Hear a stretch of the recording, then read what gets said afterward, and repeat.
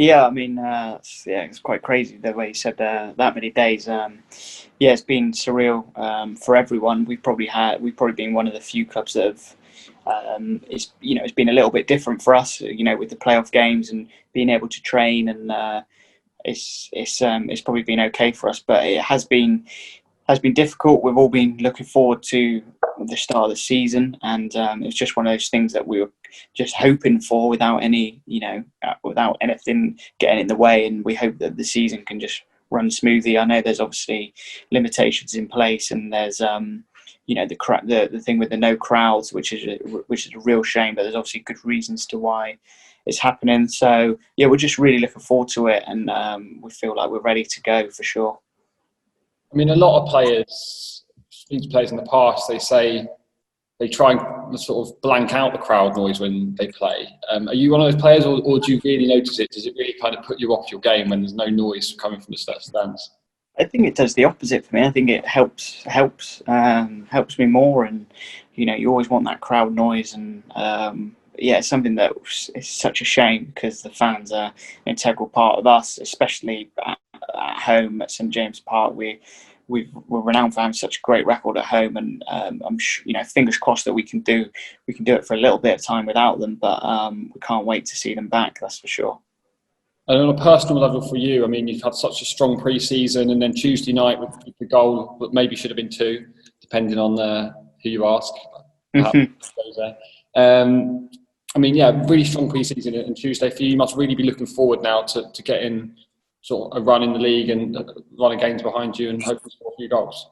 Yeah, fingers crossed. I mean, it's the manager picks the team every week. It's not me that picks the team, so I just hope that I can do enough in the games I do play and in the training. And like I said earlier on, there's enough games this year that we'll all be involved in a lot. So, and there's a lot of travelling.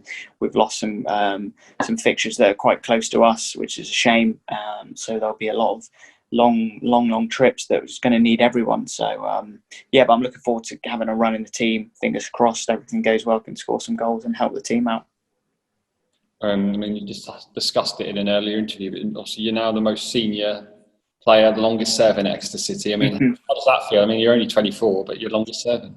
Yeah, I mean, it's crazy to think that because throughout the years we've had players that have been there for really long periods of time. But I just guess that's part of it, and football moves on. Managers, come and go, and players come and go, and I'm one of the ones that have stayed part of the furniture. So fingers crossed. I love it here. So and I want to really kick on and help the team out, and get promoted hopefully.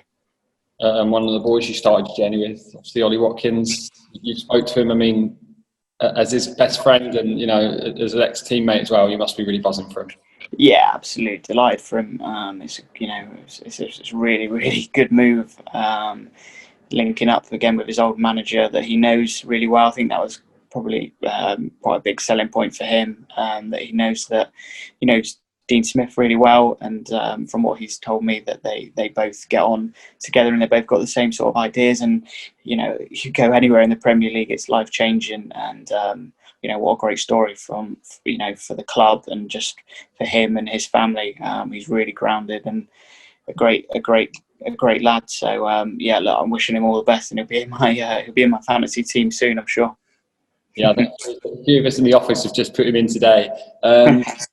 Obviously, it's a real shame there won't be fans at the game for the foreseeable future. I mean, what do you want to say to the Exeter City fans ahead of this new season, and what do you want to?